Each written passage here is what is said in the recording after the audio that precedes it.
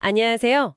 오늘은 생성형 AI, 특히 그 RAG 아키텍처에 좀 숨겨진 위험 요소랄까요? 벡터와 임베딩 보안 문제를 한번 자세히 살펴보겠습니다. 네, 반갑습니다.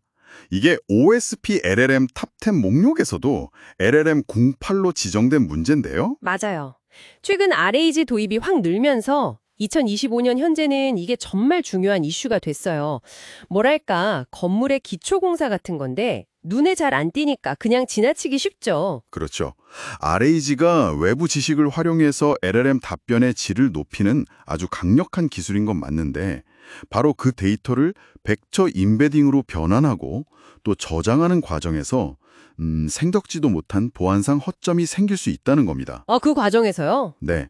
실제로 2025년 가트너 보고서를 보면 RAG 기반 애플리케이션의 42% 정도가 이미 벡터 DB 관련 보안 사고를 경험했다고 하니까요. 42%면 엄청 높은데요? 네. 결코 가볍게 볼 수치가 아니죠. 특히 여러 사용자가 이제 하나의 시스템을 같이 쓰거나 아니면 외부 데이터를 막 자동으로 수집하는 시스템이 있잖아요. 그런 데서 위험이 더 커집니다. 그렇군요. 그럼 구체적으로 어떤 위험들이 있는지 좀 더 파고들어 볼까요? 첫 번째가 임베딩 역전 공격이라고 하셨는데 이게 뭔가요? 네, 말 그대로 임베딩된 벡터 값에서 원본 데이터를 거꾸로 추정하거나 복원하려는 시도예요. 벡터 값만 가지고 원본을요? 완벽하게는 아니더라도 예를 들어서 얼굴 인식 시스템의 임베딩 벡터에서 원본 얼굴 사진의 특징 같은 걸 재구성한 실제 사례도 있어요. 어휴, 그럼 민감 정보가 들어있는 데이터라면 이게 큰일 나겠네요. 그냥 숫자 덩어리인 줄 알았는데. 맞아요. 암호화된 게 아니라 벡터화된 거니까요. 정보가 완전히 사라진 게 아니라는 거죠. 두 번째는 데이터 포이저닝인데요. 데이터 오염이요? 이건 좀 들어본 것 같기도 하고요. 네. 공격자가 일부러 악성 데이터를 RAG 시스템이 참조하는 외부 소스, 예를 들면 위키나 포럼 같은 곳에 슬쩍 끼워 넣는 방식입니다. 시스템에 학습하거나 참조하는 데이터를 오염시키는 거군요. 그렇죠. 되게 교묘한 방법도 쓰이는데 예를 들어 PDF 파일 같은 거 올릴 때 눈에는 안 보이는 흰색 글자로 숨겨진 명령어를 심어 넣는다거나 하는 식이에요. 흰색 글자요? 와, 그건 정말 알아채기 어렵겠는데요? 네, 그렇게 오염된 데이터가 시스템 안으로 들어가면 시스템 전체 신뢰도가 당연히 떨어지고 잘못된 정보를 생성하거나 심지어는 그 숨겨진 명령어가 실행될 수도 있는 거죠. 심각하네요. 마지막으로 또 어떤 위험이 있을까요? 크로스 테넌트 유출 문제입니다. 이건 이제 여러 사용자나 조직, 그러니까 테넌트들이 하나의 벡터 DB를 공유해서 쓸 때 발생할 수 있어요. 공유 DB에서요? 네.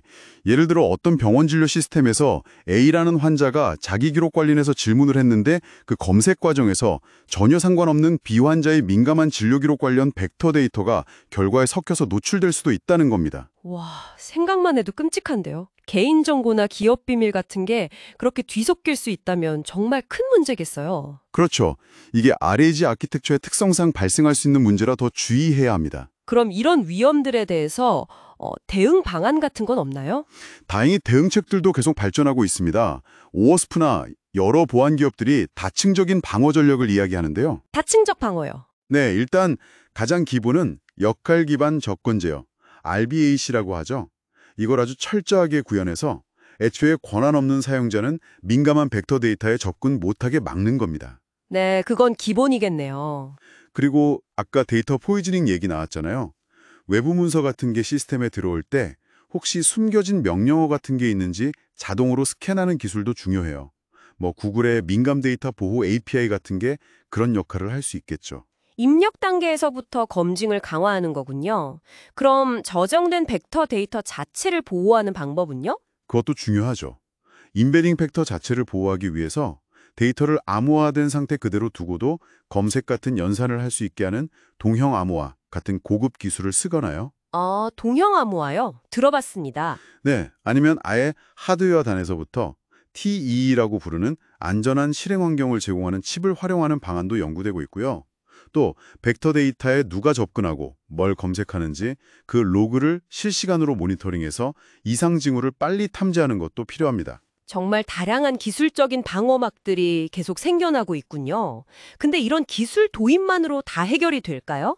정말 좋은 질문입니다. 사실 기술만으로는 좀 한계가 있어요. 그런가요? 네, 이게 RAG 시스템의 구조적인 어떤 한계에서 오는 문제들도 많아서요.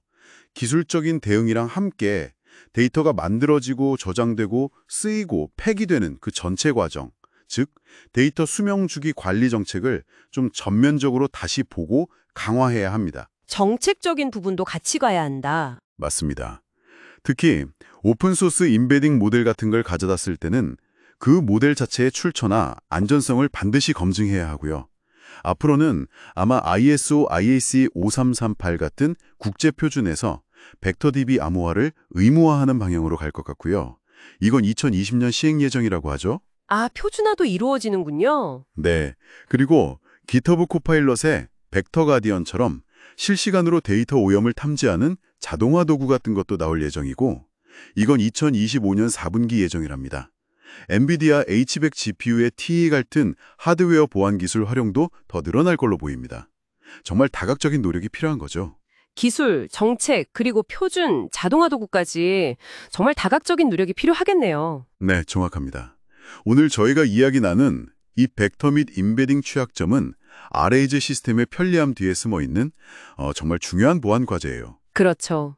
데이터가 역추적되거나 오염되거나 유출되는 이런 위험들은 단순히 GDPR 같은 법규 위반으로 벌금 내고 끝나는 문제가 아니거든요. 네. 시스템 전체의 신뢰성을 떨어뜨리고 심지어는 LLM의 고질적인 문제인 환각, 그러니까 잘못된 정보를 만들어내는 현상을 더 심화시킬 수도 있습니다. 그래서 기술적 방어와 정책적 관리를 꼭 함께 가져가야 하는 거죠. 네, 오늘 RAG 시스템을 쓰고 있거나 도입을 고민하는 분들이라면 정말 꼭 알아야 할 중요한 내용들을 짚어주셨습니다. 자, 오늘 이야기를 마무리하면서 청취자 여러분께 질문 하나 던져보겠습니다. 여러분이 현재 사용하고 있거나 혹은 개발 중인 시스템의 벡터 데이터는 과연 어떻게 보호되고 있을까요? 단순히 어떤 새로운 보안 기술을 하나 도입하는 걸 넘어서서 데이터가 거치는 모든 여정 전체를 안전하게 관리하기 위해서 우리는 무엇을 더 고민해야 할지 한번 생각해 보시면 좋겠습니다.